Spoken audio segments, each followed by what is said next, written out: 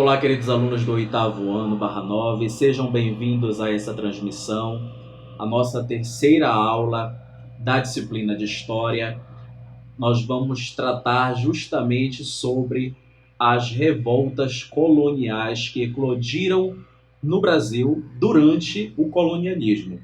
É importante nós termos como referência histórica que o período colonial no Brasil ele se estende entre os anos de 1530 e 1822, ok? Então, o período colonial no território brasileiro ele tem início justamente com a efetivação da transferência do governo administrativo português para o território brasileiro, ou melhor, a sediação, né? Uma sede seria implantada no território brasileiro, ok? A partir de 1530, uma sede do governo português.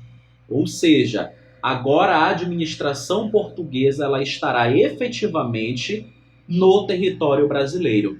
E a partir daí nós tínhamos oficialmente o início do período colonial no território brasileiro, ou colonialismo, como também é conhecido historicamente. É importante nós levarmos em consideração que o colonialismo ele se estende entre os anos de 1530, período colonial, e se encerra no ano de 1822, quando nós tivemos aí justamente a independência do território brasileiro, ok? Então, a independência do Brasil, ela marca o fim do colonialismo.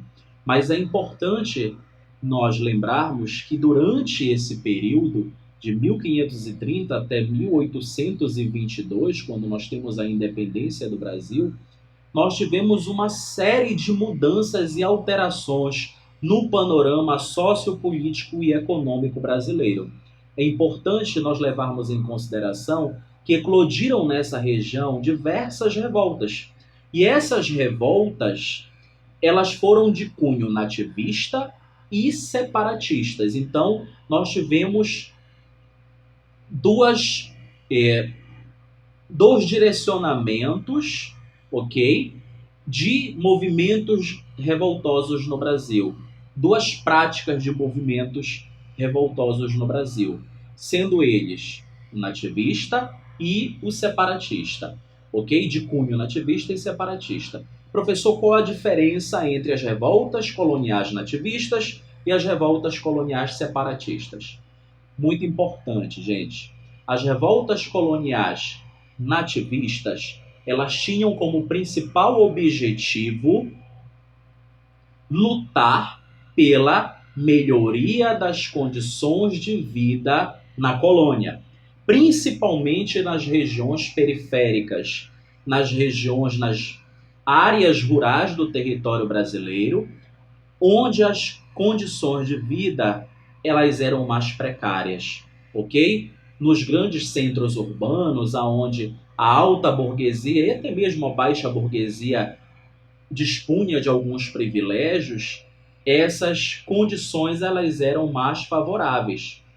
Logo, nas regiões periféricas dos grandes centros urbanos no Brasil, durante o período colonial, e nas zonas rurais, nas regiões mais distantes dos grandes centros urbanos, essas condições elas eram bem mais precárias. Quando eu me refiro a condições precárias, de forma geral, né, as condições de higiene, saneamento básico, acesso à saúde, à educação e a todos os outros requisitos básicos para a sobrevivência e o bem-estar do indivíduo no meio em que ele está inserido.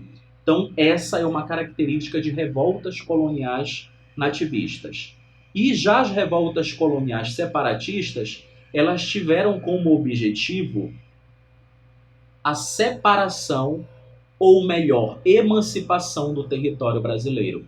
Então, as revoltas separatistas, elas têm como principal característica a luta pela emancipação do território brasileiro, ou seja, a luta pela independência, que viria a ocorrer, inclusive, lá no ano de 1822, mais precisamente em 7 de setembro, que foi quando nós tivemos aí a proclamação da independência do território brasileiro em relação ao domínio exercido pela coroa portuguesa nessa região.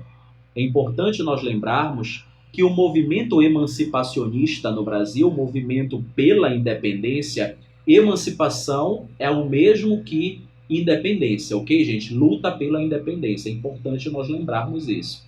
Então, a luta pela emancipação no território brasileiro, ela começa bem antes do 1822, o 7 de setembro de 1822, de forma mais específica.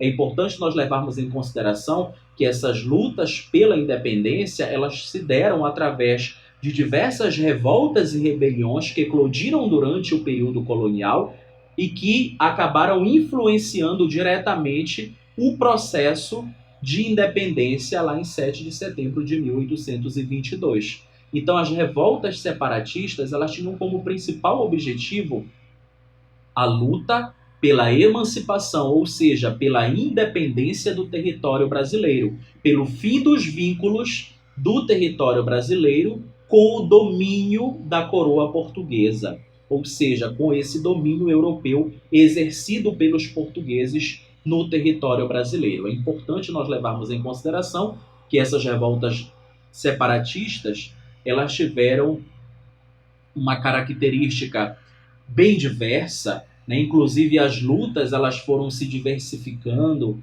os motivos pelos quais esses indivíduos eles se revoltavam naquele momento histórico, naquele período da história, eles eram diversos, desde a péssima infraestrutura na região, no território brasileiro, como até mesmo todos os outros demais aspectos relacionados à própria estrutura política em vigência no território brasileiro durante o período colonial.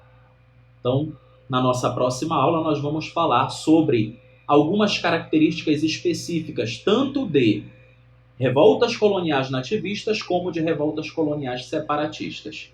Tá certo? Até a nossa próxima transmissão. Fiquem todos bem e até logo. Tchau, tchau.